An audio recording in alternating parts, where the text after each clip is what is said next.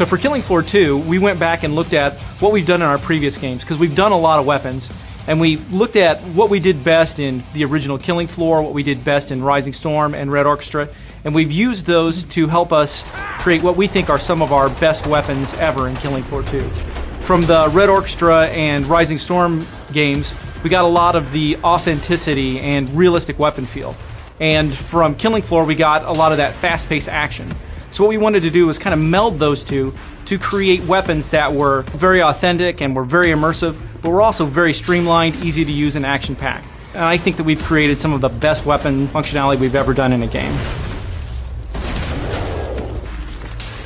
So for Killing Floor 2, one of the areas we wanted to focus on with our weapons was to get really amazing animations.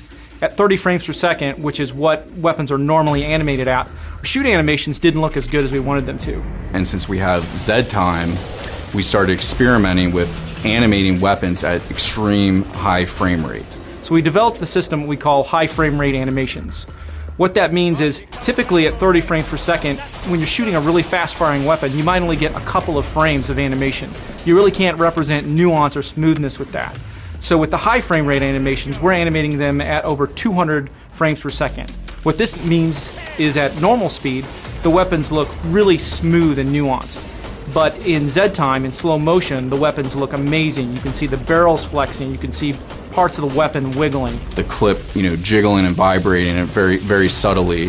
It's a very cool element of the weapons in the new game.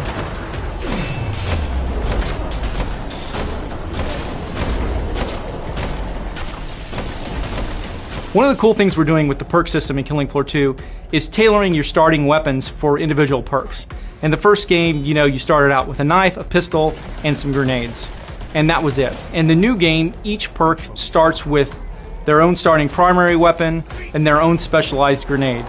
Things like a frag grenade, or a concussion grenade, or a flame grenade, or some special grenade that suits each perk. The commando will spawn with an AR-15 assault rifle. The support class will start with a pump-action shotgun. And that way we can also start off the waves a lot more intense.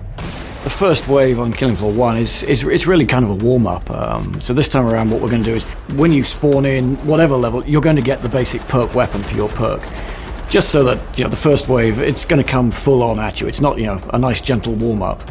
Get the action going right from the very beginning. I can do this all day.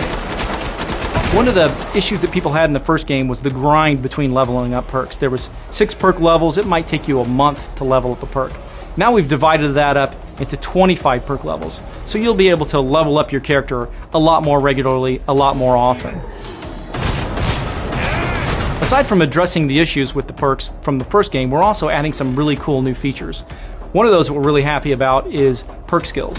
So in the first game, you had what we call perk passives that essentially ranked up automatically as you level up your character. They're really cool and they're returning for the new game, but one of the things we really wanted to do was empower players to tailor their perk to play the way that they want. You've got 25 levels to rank up, and every 5 levels you get a point that you can put in a perk skill. So an example of that would be tactical reload ability. We didn't want to just have a reload and just generically speed it up. We wanted to actually show a person operating the weapon in a different way. So we hired a weapons expert that knows how to, many different styles of reloading a weapon. If you've ever watched videos of these people that are really elite, military people, the way they reload their weapon is as efficient as possible. He'll check the chamber, flick the mag out, put another mag in, really, really fast, efficient, not wasting any movement at all. You'll reload a lot faster, but the animation looks totally different.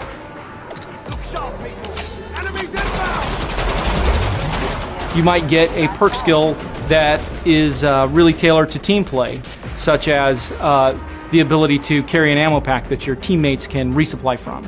Or you can get the ability to share your ability to see cloaked units with your teammates. Do more damage in fully automatic mode. You might be able to reload faster. You might get night vision. You might get larger magazines. It makes it fun because you can tailor your perk to play the way that you want. It's a lot of information.